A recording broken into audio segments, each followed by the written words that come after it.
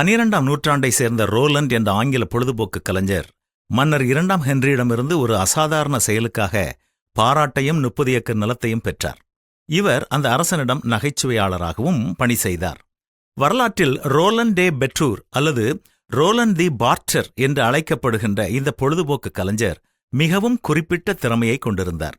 அதாவது 3 காரியங்களை ஒரே நேரத்தில் நிகழ்த்தும் திறனுக்காக அவர் பிரபலமாக இருந்தார். இந்த தனித்துவமான நிகழ்ச்சி மன்னர் 2ஆம் ஹென்ரியின் கிறிஸ்மஸ் பண்டிகையின் போது மிகவும் பாராட்டப்பட்டது. ரோலண்டின் காட்சிப்படுத்துதலால் மன்னர் மிகவும் மகிழ்ச்சி அடைந்ததாக கூறப்படுகிறது.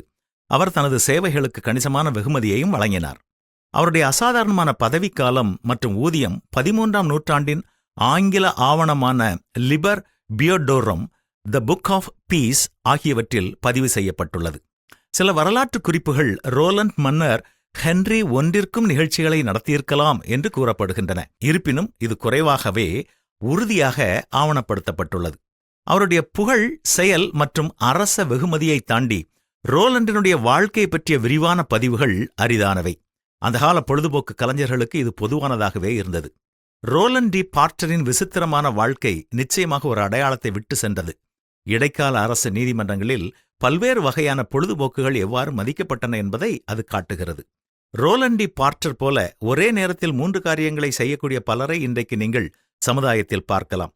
தங்கள் தொழில் துறைகளில் ஒரே நேரம் கைகளால், கால்களால் மற்றும் தங்கள் வாயை பயன்படுத்தியும் செயல்களை செய்பவர்கள் உண்டு. இவர்கள் மற்றவர்கள் அறிய போற்றப்படாவிட்டாலும் தங்கள் பணியை சிறப்பாக செய்ய அந்த தாளந்தை அவர்கள் பயன்படுத்துகிறார்கள். ஒருவேளை அப்படிப்பட்ட சிறந்த தாளந்தை நாம் பெற்றவர்களாக இல்லாவிட்டாலும், நாம் எந்த இடத்தில் பணி செய்து கொண்டிருந்தாலும் நம்முடைய வார்த்தை, நம்முடைய வாழ்க்கை, நம்முடைய செயல்கள், இந்த 3ம் நாம் கடவுள் பயம் உள்ளவர்கள் என்பதை மற்றவர்களுக்கு காட்டுவதாக இருக்க வேண்டும். பலர் செய்யும் காரியங்கள் கடவுளே இல்லை என்பது போல நமக்கு தெரியலாம். ஆனால் நமது வார்த்தை, நமது வாழ்க்கை, நம்முடைய செயல்கள், இந்த 3ம் கடவுள் ஒருவர் இருக்கிறார், அவருக்கு பயந்து நாம் வாழ்கிறோம் என்பதை வெளிப்படுத்துவதாக இருக்க வேண்டும். இந்த ஞானம் பெற்றவர்கள் அமைதலாய் கடவுளுக்கு சாட்சியாய் இருக்கிறார்கள்.